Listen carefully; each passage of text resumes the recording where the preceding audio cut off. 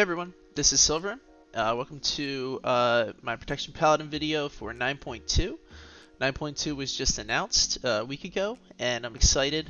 There were some really cool announcements just in general, and there were some really cool Protection Paladin announcements. So in this one, we're going to talk about general announcements here.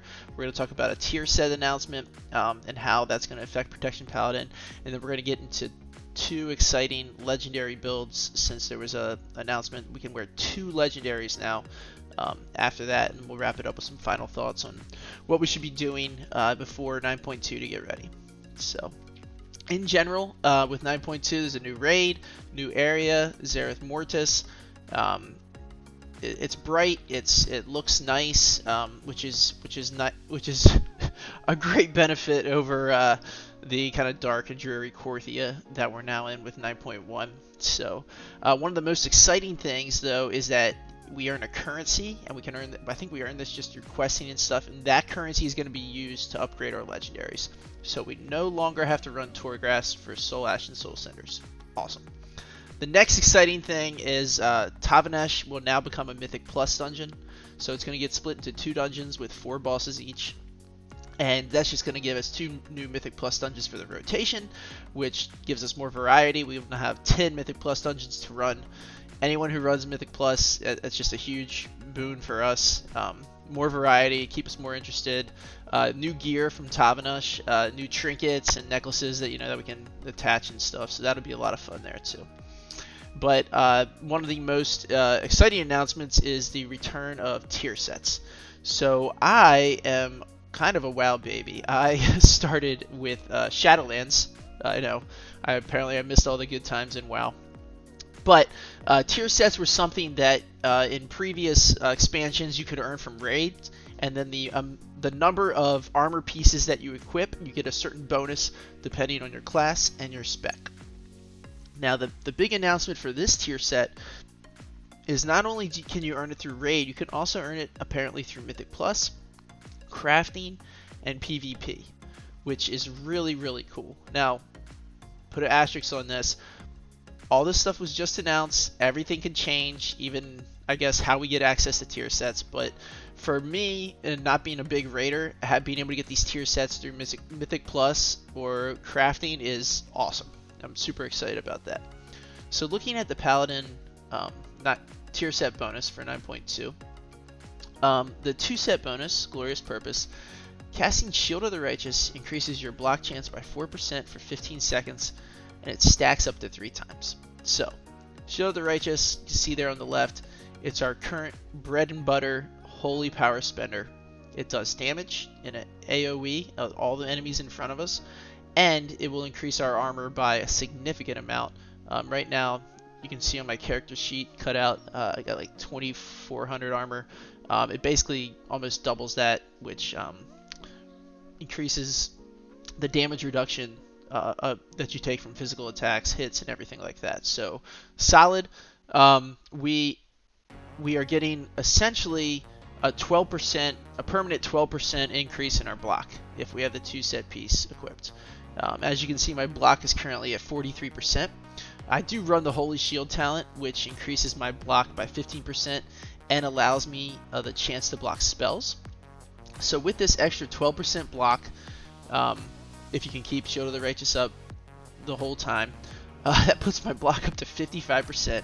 And then our shield's going to be upgraded, which means our block rating is going to be upgraded, and our strength. So potentially we're going to have a block somewhere between 55 and 60%. That is incredible, because when you block an ability, you don't completely negate all damage. That warriors do fun stuff like that. We reduce the damage. So for us, it'll probably be somewhere in the reduce the damage somewhere in the range of like probably around let's say around 40% once we get all our equipment and gear it up through the 9.2 questing zones and Mythic Plus and everything. So essentially we're looking at a 60% chance to reduce all incoming damage by 40%. Awesome, awesome, awesome. That's just going to make us tankier. It's just going to be more fun, and it's really going to it's really going to put us focusing on talenting into Holy Shield, I think, because of the 4-set bonus. So every time we block an attack, we have a 33% chance to cast Judgment at our attacker. Amazing. I love the synergy here between the block. So it is going to maybe pigeonhole you into the Holy Shield talent instead of maybe running the Blessed Hammer. But because we're generating Judgment, I really don't think there's a point in running Blessed Hammer. You ran it to generate the Holy Power, but if you're getting auto-attacked, we're generating Judgment, which, as you can see on the bottom right, it does damage to the target, and it generates 1 Holy Power. Now, this could get nerfed, and I could see them saying that this Judgment won't generate a Holy Power, because right now, it seems a little ridiculous. So, for instance, I think this tier set's going to be much more beneficial in Mythic Plus, but let's go through a quick scenario. Let's say we pull a mob, it has 6 targets in it, and they all auto-attack us. Boom! Okay, so we have a 33% chance to cast Judgment. Well, we got auto-attack 6 times. That's going to generate essentially 2 Judgments, right? We're going to get 1 Judgment on the first 3 attacks, 1 Judgment on the second 3 attacks. So we just got 2 Holy Power. We just did an awesome amount of single target damage. And now the Judgments, hopefully they also, if you can see, that causes the enemy to take an increased 25% increased damage from our next Holy Power ability. So we're applying that, which for even more damage. And that's just on 1 round of auto attacks. So if the mobs are auto attacking, I don't know, let's say once every 2 seconds, if you do a big pull, you're gonna get 2 Judgment. That just seems awesome, right? And this syncs because we're gonna get that because we are talented into Holy Shield, which is going to increase our block chance by 50%. Sorry, by 50%. Wow, that'd be amazing. By 15%, and our 2-set bonus, which essentially, after we get the initial pack, start damaging the initial pack, and get our 3 Shield of the Righteous casts off, we're going to get an extra, 12% block as it stacks. So the synergy here is awesome. And like I said, I could see them maybe making it so Judgment doesn't generate a Holy Power, or reducing that block chance, the 33% chance to cast Judgment down to maybe like a 20% or something like that. But still, I'm super excited because the synergy of this with our kit, the increased reliance on block, is, I think, going to be make us feel really good in Mythic Plus. That extra Holy Power allowed us to get more Shield of the Righteous off.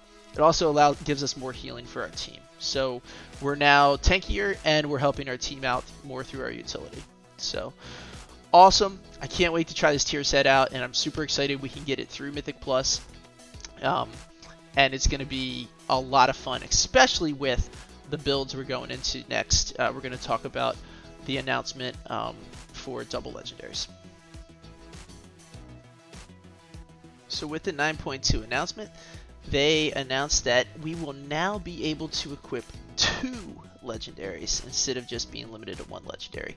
And this is so cool, especially for Protection Paladin, because Protection Paladin has great legendaries, and they're all about damage. So the one caveat to this is one of the 2 legendaries you equip has to be your Covenant legendary.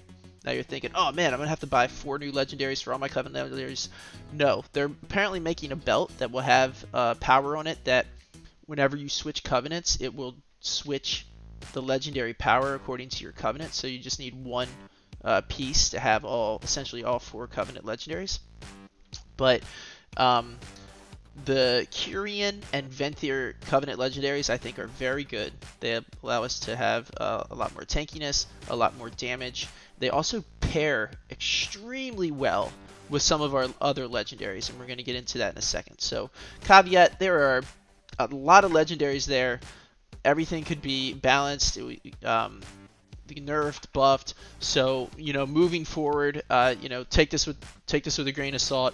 But we're gonna explore 2 builds that I think are gonna be really dominant in the Mythic Plus and Radiant environment. And the double legendary, it's just something you're just going to hear over and over in this video, is the synergy of everything. Whoever designed Protection Paladin in 9.9 was thinking ahead to 9.2. I think nailed it. The synergy between all of our abilities, our gear, and our tier set just is awesome. And we're going to talk about the first build coming up. So this first build I want to talk about is the Kyrian Protection Paladin build. I'm going to call it the Kyrian AoE monster. And everyone else on your squad is going to be saying, why is this tank doing more damage than all the DPS build? Currently, Kyrian Protection Paladins are a very DPS focused tank, and that's because we run all of our legendaries are essentially DPS legendaries. So currently you're probably either running Divine Resonance or Bulwark of the Righteous Fury. 9.2, we can run both because Divine Resonance is our class legendary and Bulwark is our extra legendary. So we're going to equip both of those, and then we're going to run the Mykonos Soulbind tree, mainly for the Effusive Anima Accelerator. You can see in the bottom left is the ability description. And the big thing out of that, it does a little extra damage, but if it hits 5 targets, it's going to reduce the cooldown of our Divine Toll by 20 seconds. So we now have Divine Toll on a 40-second cooldown. Okay, so let's run through a typical pull. We're going to pull 5 mobs probably, right? Let's say minimum of 5 mobs are pulled. We cast Divine Toll. Bam. We just hit a Avenger Shield 5 times on everyone. We have a full bar of Holy Power. We have enough Holy Power to cast Shield of the Righteous. Well, we also have our Bulwark of the Righteous Fury equipped now. So that Shield of the Righteous is going to be 150% empowered as far as the damage goes. So an extra 150% damage on that Shield of the Righteous. And then we are talented into First Avenger, so every Avenger Shield we have hits 2 additional targets. Also grants us an Absorbed Shield for 100% of the damage it deals. So when we cast Divine Toll, we're doing a massive amount of damage. It's hitting every Avenger Shield's hitting 5 targets, and we're getting shielded for all the damage we just did. And then we hit a Shield of the Righteous, which is increasing our armor and doing a crap ton of damage to all the mobs. That's in the first millisecond of the pull. Okay, so then our Divine Resonance kicks in. After casting Divine Toll, you instantly cast, it says Judgment, but for protection, we get Avenger Shield every 5 seconds. So we're now like 1 second into the pull. And if you think back to our tier set bonus, if we have a bunch of mobs hitting us and we're generating that Judgment, which is generating Holy Power, we're probably sitting at like 3 Holy Power already. So unless you're Holy Power capped, let's say we're now 1 or 2 seconds into the pull, you're gonna want to cast your regular Avenger Shield. Okay, you hit all the mobs, cast a quick Shield of the Righteous, bam. Now we in this opening 2 seconds of the pull, we have cast 6 Avenger Shields, 2 150% empowered Shield of the Righteouses, and we have a massive shield from casting all those Avenger Shields because we talented into First Avenger. Okay, so we're going to use Judgment and Hammer of the Righteous to generate some more Holy Power so that when we're ready, Divine Resonance at the 5-second mark is going to cast Avenger Shield for free for us, right? Bam. We now have another Avenger Shield cast. We probably have 3 Holy Power at this point. We hit another Shield of the Righteous, and because of Bulwark of the Righteous Fury, that Shield of the Righteous is 150% empowered damage. Bam! Amazing. That's all in the first 5 seconds of the pull. And then we probably will have another Avenger Shield up because our Hammer of the Righteous can reset the cooldown on that. So we hit that. We get another 3 Holy Power. Another 150% empowered Shield of the Righteous is coming out. And then we'll reach 10 seconds. We'll get that second cast from our Divine Resonance legendary, which will cast Avenger Shield. Bam. Another 150% Shield of the Righteous after that. Can generate some more Holy Power. We'll get that final cast of Divine Resonance. Bam. Another 150% powered Righteous after that. And then at that point, the cooldown of Avenger Shield is probably down, because with haste and stuff, it's down to like 12, little under 12 seconds anyways. So we'll finish up with that. we'll add that Avenger Shield. Might have to generate a Holy Power or two, and then cast another Shield of Righteous. So that is the first 20 seconds of our pull, right? We have cast 5 Shield, Avenger Shield with Divine Toll, an extra 3 with Divine Resonance. That puts us at 8, and we probably fit in 2 to 3 Avenger Shields in there. So in the first 20 seconds, we have cast 20, sorry, yeah, 20, that'd be crazy, 10 Avenger Shields. And every single, we're generating all this Holy Power, and every single Holy Power spender we use, we're using Shield of the Righteous, is doing an extra 150% damage. And we probably cast that at least, I don't know, 5 or 6 times within the first 20 seconds of this pull. So, and then think back to the tier set. We've easily got our extra 12% block chance. We have lots of mobs hitting us, so we're generating that extra, the Judgment and the Holy Power. Monster pulls. And you know the great thing about this is because we run Effusive Anima Accelerator through the Mykonos Soulbind, our Divine Toll's essentially on a 40-second cooldown. So we just had 20 seconds, and we're going to have that same rotation available in another 20 seconds, which will probably be the next mob. And that's absolutely bonkers. The synergy here between Divine Resonance, Bulwark of Righteous Fury, and our tier set is amazing. It makes me so excited. The rotation is going to feel so smooth. It's going to feel so fun. We're going to be doing massive amounts of damage. We are going to be getting a major shield because of the first Avenger talent. You can see on the bottom right, the Absorb Shield gives 100%. We get an Absorb Shield of 100% of all the damage, you know, our Avenger Shield do. And we're getting a ton of interrupts. Just think about it. 8 to 10 Avenger Shields, that's 8 to 10 interrupts right there. So if you're focusing the right targets, those are free interrupts. And that's our bread and butter utility. So amazing damage, tankiness, and interrupts. It's going to be awesome for Mythic Plus. I don't see us really running any other build besides this in Mythic Plus. It's going to be so much fun. So let's get into the second build that I want to talk about. Will be more of a Venthyr single target focused Protection Paladin. I think this will be could be the Protection Paladin build that's used in raids, and also it could be very advantageous for us on Tyrannical weeks when we really need to burn down those hard to kill bosses. You were thinking, you know, Mists, the first boss, Ingram Malik. We got, you know, if you can burn them and 2-phase them on Tyrannical weeks, that's putting you in a good position to time the dungeon. Maybe the second boss of Halls or Echelon. I can't 100% remember the name, but very hard to kill. Again, could be a single target build for that. So, all right. So again, we're allowed to equip 2 legendaries, and in this we're looking for synergy, right? And the synergy here is we now have. When we are Venthyr, we get our Covenant ability, Ashen Hollow. We put on a giant red ring. We heal our allies. We do a ton of damage to all the targets in the area. And through the conduits, we do extra damage to the lowest health target, which is why it's such a good single target build if we're fighting a boss, because we're doing like Ashen Hollow is doing like double damage to him, right?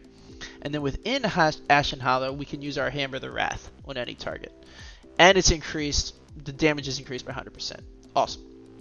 So our Covenant Legendary that we'll have equipped is Ashen Hollow's duration is increased by 50%. That's the main thing we're looking at here. So we're taking Ashen Hollow's currently 30 seconds long, and we're increasing it to 45 seconds. An extra 15 seconds of damage and healing for your team.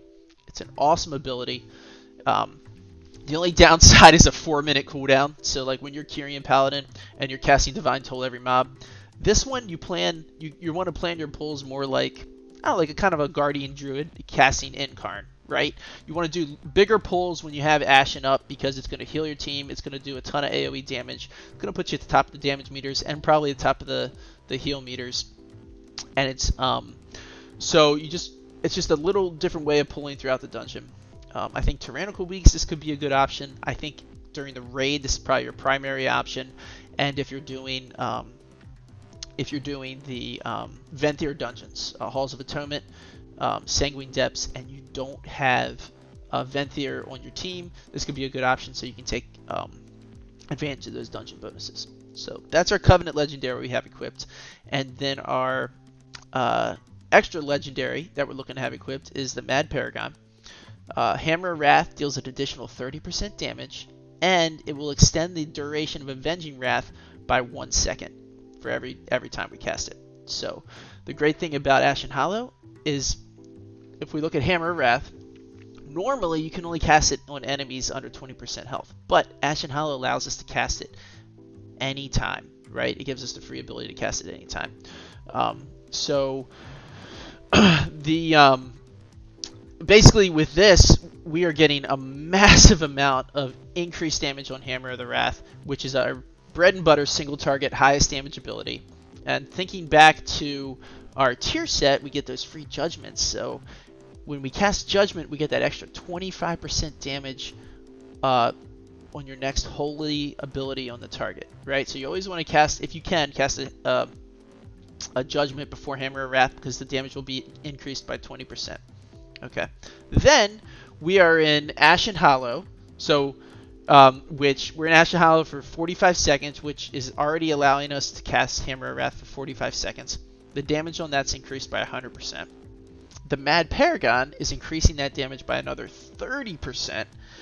And Avenging Wrath, we're getting an extra 20% damage, healing, critical strike, and Avenging Wrath if you allows us to cast our Hammer of Wrath. So, but the main thing here is a 20% increased damage from Avenging Wrath, the 100% increased damage from Ashen Hollow, the Judgment 25% increased damage, and then the Mad Paragon 30% increased damage on this Hammer of Wrath. While we're in Ashen Hollow, we are churning out the single target damage, and it will really help on some of those bosses, especially raid bosses and tyrannical bosses. And in addition to this, the Mad Paragon, every time we cast Hammer of Wrath, it also allows us to extend our Avenging Wrath, which is awesome, by 1 second. So currently Avenging Wrath has a 20 second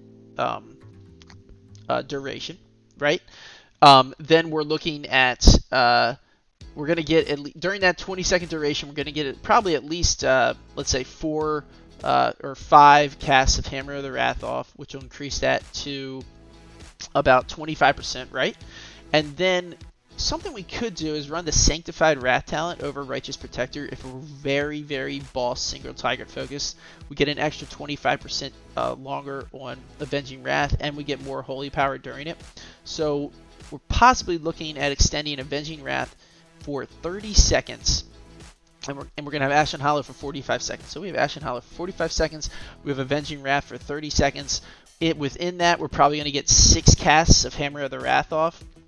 And that's 6 casts of 100% for Ashen Hollow, 30% for Mad Paragon, 20% for Avenging Wrath, 25% if we cast Judgment before Hammer of the Wrath. We're rocking them. We are rocking them. We're basically invincible during that time. We're going to feel like a Guardian Druid with Incarn, and we're doing a massive amount of single target damage. Going to be super fun to run. I don't think it's going to be as fun as the Kyrian build because the AoE damage is awesome, but I think it's if you're struggling with some bosses at high keys, this could be a great option for Tyrannical weeks. And I think it's just another cool build, you know, that I'm excited to try out. Right? There's so many builds we're going to be able to try out. It's all over the place. There's so many legendaries. I haven't even gotten into Necrolord and Night Fae. So I would recommend trying this one out when 9.2 hits. Hopefully we don't have huge nerfs, and it could be a lot of fun.